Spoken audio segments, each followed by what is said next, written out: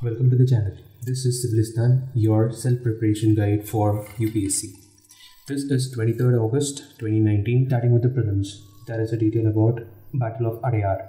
Battle of Adayar is the battle between the French and the Nawab of Carnatic for the capturing of Adayar, which is a present-day part of the Chennai, that is the Madras Presidency, and it was fought between Dupleix, who is the French governor of Pondicherry, and Anvaruddin. Earlier, French occupied Madras from the English, and in order to retaliate the French move, Nawab of Carnatic declared this war. Oxytocin is another important thing which is pretty often in the news. It is also called as love hormone.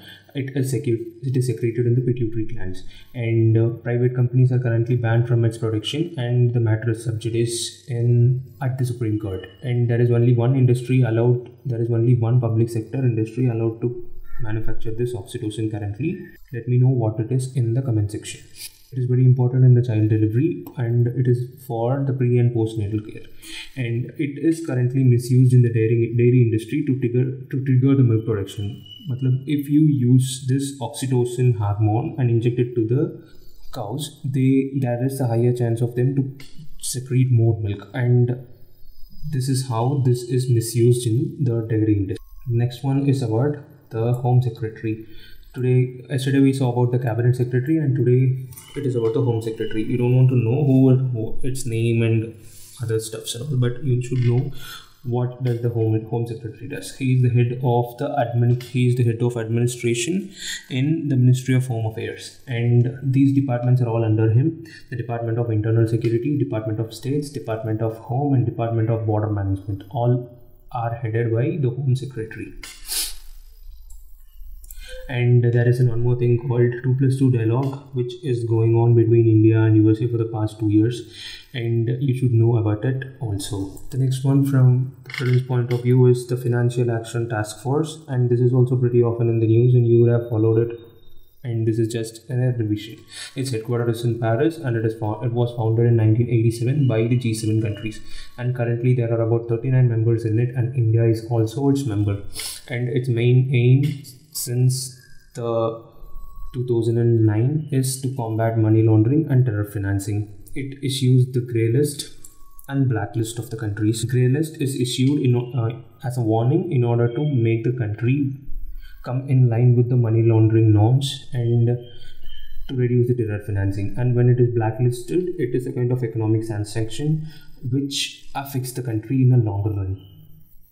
And there is a news about Amazon forest fire for the past 2 days, and though we don't have anything directly to do with it, just take a look about the Brazil, its physical map, and the South American continent.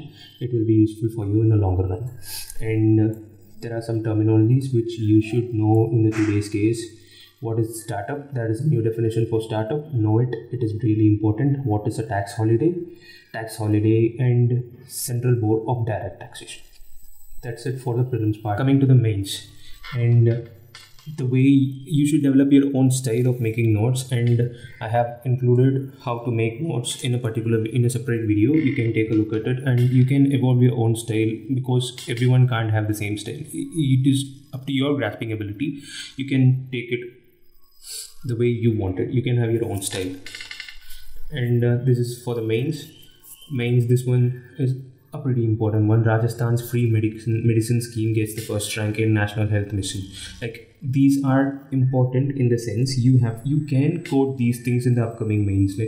When it comes society question which talks about the National Health Mission, or which talks about the health or the society health in a larger sense, you can quote this example so that you can get more marks. There is another news about Odisha's merger of directorates with the administrative departments. This example can be included in your governance part of the second paper.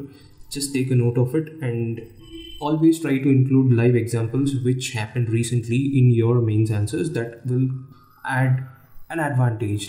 Don't be monotonous. Having the live examples help the evaluators to know that you are following the current trend of the country.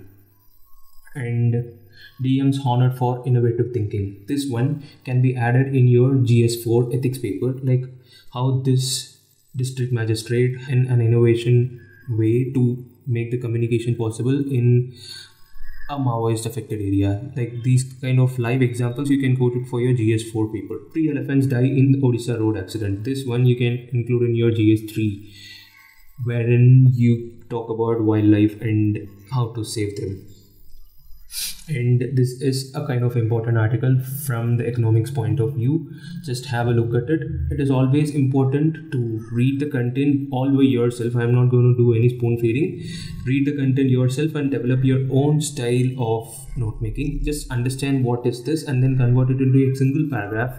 Make the notes, and these kind of data just have these numbers with you. There is no need to replicate it the right way, but you can just quote it. See, this is by C. Rangarajan, who is former RBI chief, right? So these kind of articles make sense and you can quote them directly. And the other one is like, should India tinker with no first use policy? These kind of interview things are also very necessary. They help to mold your decision in a particular question. Like this is about the nuclear doctrine program, and you will have a particular opinion about India's nuclear doctrine, right? Like you can, if you go for yes, you can add your S with these guys arguments, and if you go with no, you can add with the other person who is quoting no. Like you can enrich your answers like this. You need evidence or you need quotes for your stand. You can't directly go and say this is right or that is wrong. You always should have evidence. Your answer should be evidence backed. That's it for the day. Happy preparation. Cheers. We'll meet you in the next video tomorrow.